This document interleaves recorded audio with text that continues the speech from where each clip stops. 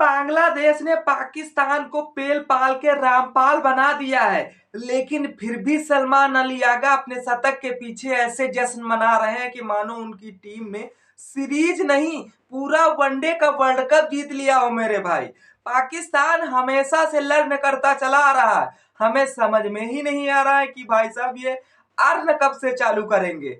हाँ, जिस अंदाज में बांग्लादेश ने अपनी बैटिंग से मजबूत एक लक्ष्य दिया था, उस मजबूत लक्ष्य को बांग्लादेश की टीम ने ऐसा कठोर साबित करके रख दिया था पाकिस्तान को। पाकिस्तान को भी अंदर से खुशी महसूस हो रही थी। इतना तो भाई साहब हम टी20 में स्कोर चेस कर लेते हैं, लेकिन ये फिर भी वनडे है। हाँ, पाकिस्तान के मास्टर प्लान बनाने से भले उनका पेपर भर गया हो, लेकिन जिस अंदाज में ग्राउंड पे उतरे थे, उस ग्राउंड पर वैसी खुशी वैसा आप तब्दील नहीं कर पाए मेरे भाई। नमस्कार दोस्तों, सटीक क्रिकेट न्यूज में आप सभी का स्वागत है। वीडियो अच्छी लगे तो लाइक करिएगा, चैनल पे नए हैं सब्सक्राइब करिएगा और दोस्तों को शेयर करना मेरे भाई ना भूलिएगा। पाकिस्तान अपनी सरजमी पर भले बड़बोले बोल बोल लेता हो, लेकिन जैसे ही विदेशी पिचों पर जाता हो तो उसकी बत्ती जैसी गुल हो जाती हो मेरे भाई। देखने वाली बात है, समझने वाली बात है। बांग्लादेश को लग रहा था कि पाकिस्तान जो कभी भाई साहब अपनी गर्मी ना निकाली, वो छोटी टीमों के हिसाब खिलाफ भाई साहब गर्मी निकालने की कोशिश करेगा। इसकी प्लानिंग बांग्लादेश ने पहले ही कर ली थी और बांग्लादेश ने इतना बड़ा टारगेट दे दिया था जो पाकिस्तान को लगे भी कि शायद अब वहां तक पहुंचना इम्पॉसिबल जैसा हो रहा हो। बिल्कुल, बांग्लादेश ने 290 रन ठोक दिए थे और जिस जीत का सीरीज पर कब्जा उठाना हो, सीरीज पर कब्जा जमाना हो, वो पाकिस्तान को 291 रन बनाकर इस सीरीज पर भाई साहब कब्जा जमा लेना चाहिए था। लेकिन ये दोनों सीरीज एक एक से मुकाबले में बराबर खड़ी थी, लेकिन फिर भी हमें समझ में नहीं आ रहा है कि सलमान अली आगा का शतक हो गया मेरे भाई। फिर भी जिस अंदाज में उनकी टीम सिर्फ 11 रनों से मुकाबला हार गई, हारी है हरवाई गई, ये समय ही बताएगा। क्योंकि आज सलमान अली आगा का शतक हुआ मेरे भाई। आज ना तो उनके साथ कोई बड़ा धोखा किया गया है और ना ही बड़ा उनके साथ कोई चोखा किया गया मेरे भाई। देखने वाली बात है। मिडल ऑर्डर में सलमान अली आगा ने शानदार बल्लेबाजी की है। उस शानदार बल्लेबाजी से भाई साहब 98 गेंदों में 106 रन बना देते हैं। उन्होंने इस मुकाबले में 9 चौके और 6 छक्के लगाए हैं। उसके बावजूद उनके साथ मसूद ने 38 रनों की पारी खेली है। तो अब सलमान अली आगा अपने अंदर ही खुशी माहौल का जिस तरह से बंधन बनाए बैठे हैं कि चलिए हमारा पाकिस्तान भले ना जीता हो, लेकिन हमारे बल्ले से जो शतक आया है वो शतक भाई साहब वो जीत से कम नहीं है। ये सेलिब्रेट छोटी छोटी खुशियों में मनाना चाह रहे हैं। जो सलमान अली आगा कह रहे हैं कि भाई साहब हमारे साथ जो पिछले बार धोखा हुआ था वो हमारे ही मैच पक्ष में जा रहा था, लेकिन फिर भी जिस अंदाज में इस मैच में क्या उखाड़ लिए, जो शतक था वो पानी के तरीके से बह गया।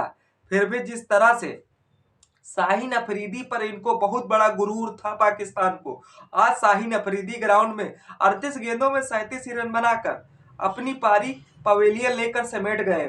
भाई साहब उनका भी यही कहना था कि भाई हम लर्न कर रहे हैं। फिर भी दूसरी ओर में जिस तरह से पाकिस्तान को आखिरी ओवर में 12 रन चाहिए थे, लेकिन बांग्लादेश गेंदबाजों ने दबाव बनाए रखा और 279 रन पर भाई साहब बांग्लादेश की टीम को समेट दिया है मेरे भाई। हाँ, समझ में नहीं आता है कि आग में तकबील है, तकदील में आग है मेरे भाई। बांग्लादेश के तस्कीन को 4 विकेट हासिल होने की वजह से बांग्लादेश ने जो प्रेशर बनाया है पाकिस्तान को अंदर ही अंदर महसूस हो रहा होगा कि भाई हमने इसके साथ धोखा किया था टी20 वर्ल्ड कप में। भाई साहब 2-1 से वनडे में पेल पाल के रामपाल बना दिए हैं। अब इन्हें कुछ समझ में नहीं आ रहा है कि हम छोटी छोटी टीमों से कूटे जा रहे हैं, जिन टीमों पे हमेशा हमेरा अधिकार रहता था मेरे भाई। अब मैं एक ही बात कहना चाहता हूँ, नामीबिया और नीदरलैंड जैसी टीमों को कूटना ये सबके बस में होता है, लेकिन बांग्लादेश जैसी टीमें वो भी जो खुंदक खाए बैठी हो, उस खुंदक का बदला लेने के लिए मैदान पर उतरना पड़ता मेरे भाई। हाँ, बांग्लादेश के जीत में तस्कीन अहमद ने जो भूमिका निभाई है वो भूमिका सदियों सदियों बांग्लादेश मेरे भाई याद करता रहेगा। 10 ओवर फेंके जिसमें से 49 रन दिए और मेरे भाई 4 विकेट। ये पाकिस्तान के जो 4 विकेट चटकाए हैं, ये भाई बांग्लादेश के लिए महत्वपूर्ण योगदान मेरे भाई दिया है। दूसरी तरफ मुस्तफिर रहमान ने 3 विकेट, नाहिद राणा ने 2 विकेट, रिशाद हुसैन ने 1 विकेट लेकर पाकिस्तान की पारी को मेरे भाई समेट कर पवेलियन सलाख दिया गया है। देखने वाली बात है कि जहां एक ओवर में भाई साहब 11 रन नहीं बना सकते हो, तो तुम घंटा जीत के जिस तरह से करीब पहुंच जाओगे। हाँ, ये T20 वर्ल्ड कप में भी सीखते रहे हैं और वनडे में भी सीखते रहे। ऑस्ट्रेलिया को अपनी सरजमी में T20 में पेल पाल के रामपाल बना दिया था। इन्हें लगा था कि भाई साहब अब की बार T20 वर्ल्ड कप भारत मेजबानी कर रहा है, और भाई साहब जिस अंदाज में आईसीसी चैंपियन ट्रॉफी की हम मेजबानी किए थे, तब भारत ने चैंपियन बना था, और अब की बार भारत मेजबानी कर रहा है तो हम T20 वर्ल्ड कप की मेजबानी भाई साहब चैंपियन बनेंगे। भाई साहब उतना अच्छा खेलना पड़ता है, उतना दबाव झेलने की औकात भी बढ़ानी पड़ती है, जिसमें बांग्लादेश तो उस अंदाज में थी। वो बांग्लादेश भाई पाकिस्तान के कहने पर जो बाहर हुई थी, वो बाहर होने की वजह से आज गर्मी मेरे भाई सामने निकाल कर उनको बता दिया है कि हम तुमसे तो कमजोर नहीं है मेरे भाई। और जो पाकिस्तान की हमेशा से बेइज्जती होते चली आ रही, अब की बार जिस अंदाज में टीम इंडिया के फैंस और बांग्लादेश के फैंस ने वो बेइज्जती की है, लेकिन ये बेइज्जती की बेइज्जती ले लेकर भाई साहब कुर्ता पैजामा बना लेते हैं। जहां इनका फटा छेद होता है उस पर बेइज्जती का धब्बा लगवा लेते हैं। लेकिन फिर भी इनको समझ में नहीं आता है कि सलमान अली आगा का शतक भले सेलिब्रेट ऐसे किया जा रहा हो कि भाई साहब ये T20 वर्ल्ड कप में भी तीरंदाज बने थे, और यहाँ वनडे सीरीज में भी तीरंदाज मेरे भाई बन रहे थे।